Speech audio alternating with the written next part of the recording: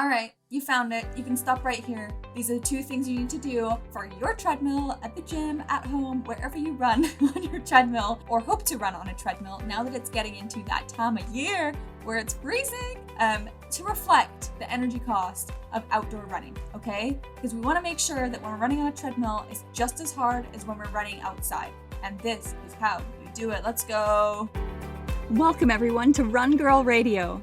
I'm Holly Dickinson, founder of Excel Strength and Conditioning, where we coach and empower female runners just like you across the world, making you faster, more knowledgeable, and set for a lifetime of injury-free running. Each week, I will be bringing you impactful information, creative solutions, and juicy running tips to get you one stride closer to your highest running self. Knowing that when curious and strong women are equipped with on-topic information and innovative solutions, there is no stopping us. Consider me your personal running coach in your back pocket. So join me and get ready to bust down some barriers, laugh at some running real talk, and get excited and energized as we have some fun finding our way together through this wonderful world of running. Ladies, welcome back. And we are going to dive into today's episode on treadmills versus outdoor running and kind of how they cross-relate, 2 tricks that you can use to altering and adjusting treadmills to make sure you're actually training properly and that your training doesn't take a hit if you're trying to go inside to train on a treadmill. And let's be honest, we all kind of gravitate to one of these modes of running more than the other. Or if you're like most of us, we rarely even step on the treadmill, or we're just treadmill goers and we hardly ever run outside. So it can be completely petrifying. And I want to break us down the barriers that are standing between us and potentially using a treadmill, and seeing the positives in both sides so that you guys can strategically pull out and plug in and plug and play getting out there to run or getting on the treadmill and running on the treadmill, because both have some great strengths to them and we really should be optimizing our outlook on them. So most of us post-COVID, if you guys are even past the COVID stage, wherever you're living in the world, maybe it's safe to return to gyms. Maybe you don't have to wear masks when you're running on treadmills or training inside anymore. Maybe you have the vaccine passport. There's a myriad of things. But if you're back at the gym because you missed it and you're paying a monthly membership, maybe you want to get bang for your buck. And whilst you're there, you may be paying the membership to actually use the treadmill. So maybe we can be using the treadmill. And some of you may be wanting to maybe invest in a treadmill because you've gotten into running and you're working from home and it's coming into cold season if you live somewhere where it gets pretty freaking cold in the winter time. And this could be a great option for you too. Days are getting shorter also, you guys. Anyway, in the southern and northern hemispheres, they are. In the equator, they're staying pretty much the same. But it's going to be a little bit harder to make it out into your runs before the sun sets, especially after work or when you've put the kids to bed, whatever your routines are looking like. There's no denying it's getting darker way earlier, and it's a bit of a safety hazard if we're heading out as it starts to get dark into our runs. Some of us may be putting in more kilometers or mileage into our runs, and we want to be a bit more efficient with our time, our energy, our resources, and the safety of our body too. So we're going to go over all of these things. And regardless of you being here, you're going to leave feeling more educated than when you came into this podcast, and maybe making better and different decisions when picking either to hop on the treadmill and when to go outside for your runs. So let's dive right in. So there have been studies that have shown the support that VO2 max, so the measure of our maximal aerobic capacity as a runner, is the same when running on a treadmill as compared to outside. So this definitely proves that running on a treadmill is just as effective as running outside, so long as you do the 2 little things that I will mention below that allow you to accurately reflect the energy cost that's simulated for outdoor running on the treadmill. Okay, I'll show you those 2 secrets in a minute, but if we are looking at the biomechanical pattern of running, there were actually studies that showed that there was no change when the subjects ran on a treadmill versus when they actually ran outside. So we know that so long as we're not distracted by birds chirping or by the TV on our treadmill, that we actually there's no change in our form when we're running on a treadmill versus outside. Now, if we think about the action of running itself, we do have to think about pulling the ground underneath ourselves to accelerate when we're running outside. It's called triple extension. We're extending at the hip, knee, and ankle to fully extend that leg back and press the ground backwards and away from us so that we can move forwards through space. Whereas we can get away with kind of hopping up and down on a treadmill. The belt is spinning underneath us, and yes, we're moving our body, but we can kind of effectively get away from that full big stride as the belt can actually pull that foot back. So even if you run at the same pace on a treadmill as you do outside, you will actually generally expend more energy running outside because of this, and because of other factors of nature like wind, etc. But as the belt is doing more of the work on a treadmill, outdoor running is actually metabolically more challenging for your heart, your lungs, and all the energy systems. So we must alter two things to make up for this on the treadmill, okay? So scientific research has actually proven that if we set a grade of 1%, so that's an incline of the front of the treadmill up, it actually will reflect the energy cost and simulate outdoor running. So it's super important that we put it up so that we don't have that bounding effect of hopping basically on the treadmill. We actually have to do a little bit more work to flex up at the hip and fully extend back with each leg extension. We also have to make sure we're increasing our running velocity. So that's speed, pace, all interchangeable here, by 15% of what you'd normally do outside on flat ground, okay? So let's go back to the first one. We got to increase our incline or our grade to 1%, and we have to increase our running velocity or speed or pace by 15% of what you'd normally do outside on flat ground. Now, most of us have some sort of a tracker device. Either we have Nike Run Club or Strava, if you're using those, or we record it on your phone if you have an Android. Usually there's some sort of tracking device for your fitness that will tell you how fast you're running per kilometer or per mile, however, whatever your speed is. But sometimes we just run door to door if you're not a phone user or you don't like to use an app or a watch. That's totally fine to figure out your velocity for your runs. But we must think, okay, it's got to be flat ground. Otherwise, we're taking into account our time of running when we're going uphill or downhill, which may be drastically faster or drastically slower. And that will give us an inaccurate running velocity. So if we can take a time where we know we've been running on flat ground for the first maybe 2 kilometers of your 5K run, and that's the speed that we can use to calculate this, perfect. So nice and simple, let's break it down.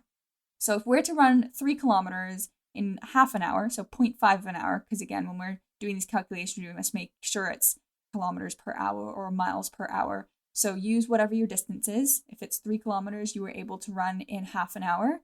Then we do the distance divided by the time. So 3 divided by 0.5. That gives us 6 kilometers per hour. That's our speed. That's our velocity. That's our pace per kilometer. Now, if we times that 6 kilometers by 0.15, 15%, that gives us an answer for how much is 15% that we need to add on to that first kilometer. So I'll add this into the show notes so you're not absolutely confused. But we're taking, again, 3 kilometers divided by 0.5 an hour, that's 6 kilometers per hour. Now we're taking 0.15, 15% times 6. So that's 15% of 6 kilometers per hour is 0.09. Okay, and that's 15% of that 6 kilometers an hour. Now we're going to add that onto the 6 kilometers. So it's 6.9 kilometers per hour is a pace 15% faster than what we'd normally do our 3K pace in. Does that make sense? Or am I completely losing you? Again, if you're not one for numbers whilst you're driving and listening to this podcast, I will list it down low in the show notes, okay?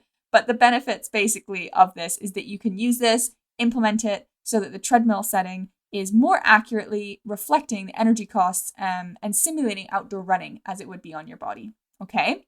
Now, if we break down a little bit more, we are going to go into the benefits of each, okay? We're not going to do pros and cons because the cons are just going to naturally come up and you're going to notice what they are as we go through. Let's focus on the positives. So the benefits of outdoor running is that you can actually go uphill and downhill, okay? This is the first one.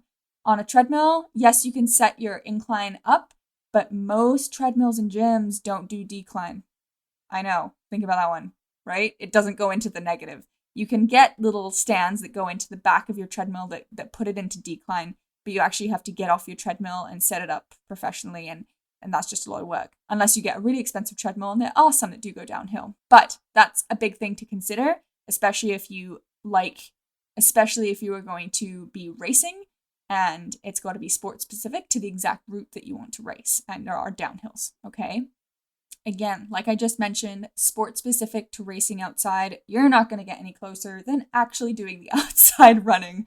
Okay, it's going to be all of the natural elements that you are challenged with when you are doing outdoor running that is going to be simulated when you're training outside too. Okay, so making sure that we are getting miles in if we are going to be competing outside is huge. And this is also a great reminder that if you are outdoor and treadmill training, that just to make your outside running time more frequent than when you're on the treadmill, just so we make sure we are just staying more sport specific to getting ready for your race day. Now, we already talked about the benefits of being able to run uphill and downhill when you're outside, but we didn't include curves, right? Turns, curves, spots where you're going to have to pivot and run around things, and having bumps in the road too is going to simulate, again, that racing outside. If you're doing trail running or even on the road, you're going to have to be doing long turns to the left and to the right. So making sure we're outside running or even on a track, there are indoor tracks too. So you can simulate that curve at least. Another thing is outdoor running is inexpensive versus investing in a gym membership or having to buy a machine and maintaining a machine too. Because remember, everything needs a little bit of TLC, but it's really important to think about that too, okay? The outdoors is there for all of us. It is ready to pick up and go and implement into your routine. Zero excuses allowed. So that's a big one for outdoor running that treadmills can't quite provide with that inexpensive factor. The other thing that most of us run outside for is how lovely it is. It's engaging, right? And it's distracting. The beauty of nature. We can be on trails. We can be running through town. We can be seeing different sights.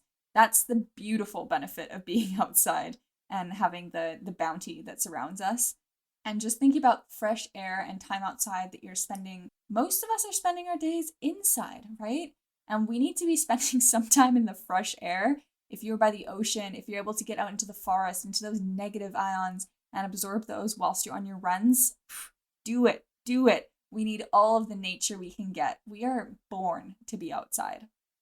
But you guys, this is also where the beauty of treadmills accelerates way past the outdoors, is when we're living in a city and when we are in areas where it is a bit more hazardous and we can't be running really beside busy traffic, maybe wildfires. Here in BC, we have so many of them on the West Coast, especially in the summer, and bad air pollution. If you are allergic to stuff, springtime's gonna suck when you've got allergies and stuff is floating through the air and you're just breathing in at a higher rate, and yeah, we're gonna be struggle bus city. So this is also where thinking about, okay, the time of year, again, the air quality, most of our phones show this on the weather app too. You can check it and just make sure that you are running in a good time of year if you do have allergies. And if your run route is by busy traffic and it's rush hour, maybe let's skip that one. Or maybe let's run outside only on our longer distances when we're able to get out of the city or by the coastline. And maybe in the week we stick to the treadmills. So again, this adds lots of complexity and option and choice for us when we can think about treadmills aiding us in more of a supportive environment.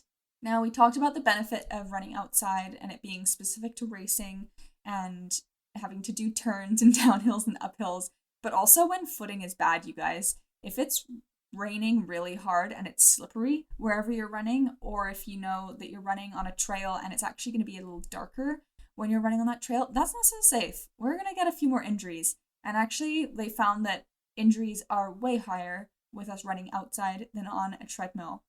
And I know that might seem a little crazy because even I get a little bit scared of treadmills, especially when we get at faster rates. And you see things on YouTube, guys. Don't tell me you haven't seen like epic fails on treadmills, because we've all seen those horrible like fly off the back situations.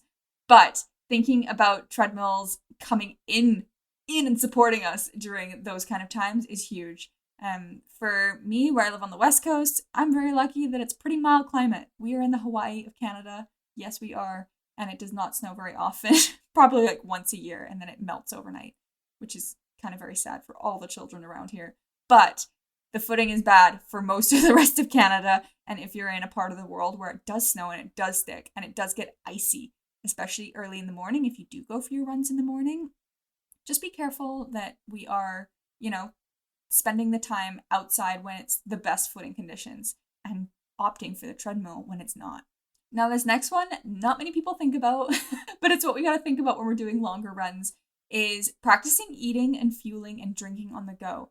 Now, if you run a longer race, you got to scoop up that cup and you got to run. And you got to somehow drink it and digest it and be okay with the gels or the little pick-me-up packages that are going to keep you fueled, really, through your longer races on the go. Now, it's easier to get a handle on doing this without slowing down when you practice on a treadmill.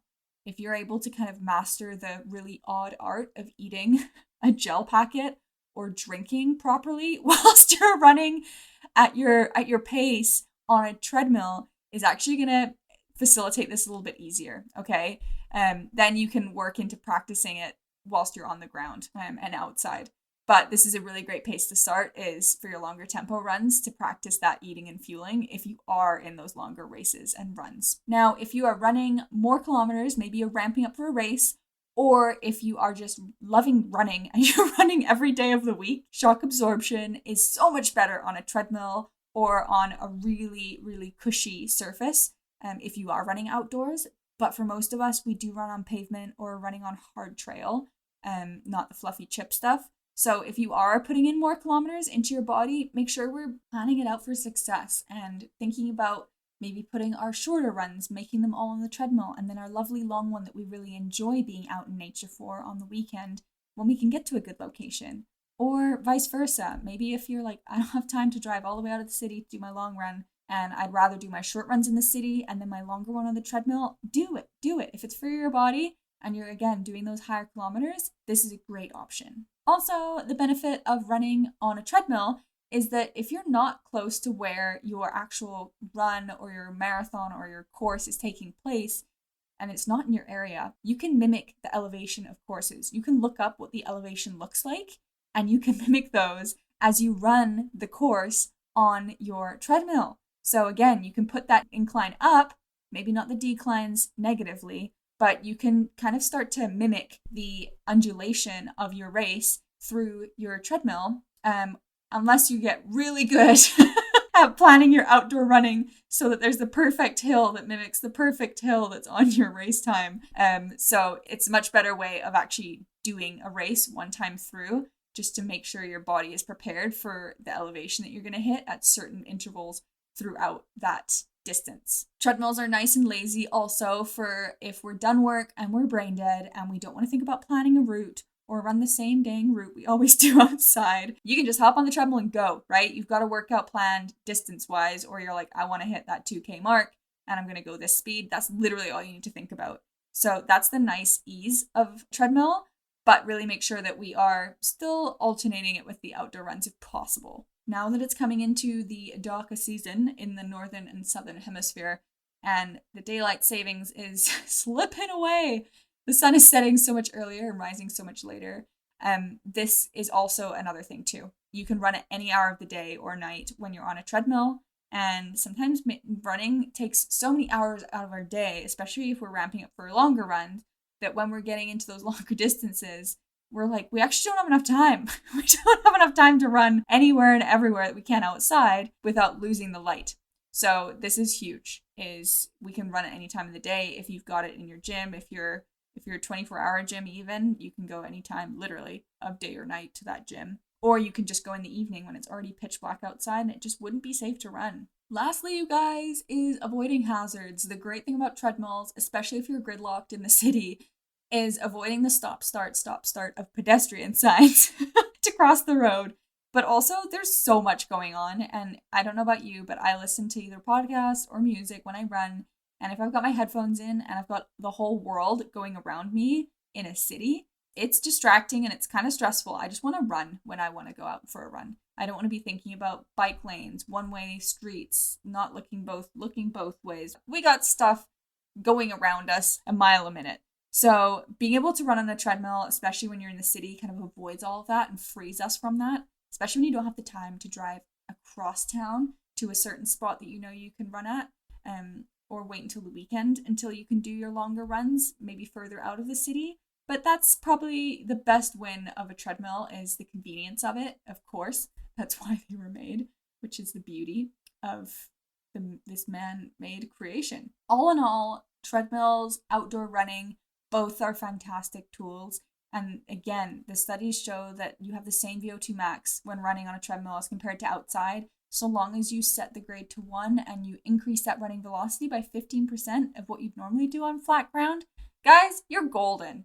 And at the end of the day, I want you to enjoy running. I want it to be convenient for you. I don't want it to be adding challenges and trickies to your day and to your training. So again, whatever is easiest, if it's easiest to get outside for that run, or it's easiest to get on that treadmill at the gym, or the one at, maybe you've got one upstairs, again, fantastic. Just make sure we're making it as even as we can for your lovely bodies to be well-rounded. And we are golden, you guys. I hope you put all the energy into your next run. Keep me updated. I want to hear about all of your antics and races as they come back in. I know the London Marathon happened recently here, and I am so pumped that these public events are now coming back as the world, seemingly morphs its way through all this COVID craziness. Love to each and every one of you. Thank you so much for listening in. And I hope you take one piece of lovely advice from this episode today and share it with someone that you love and you run with.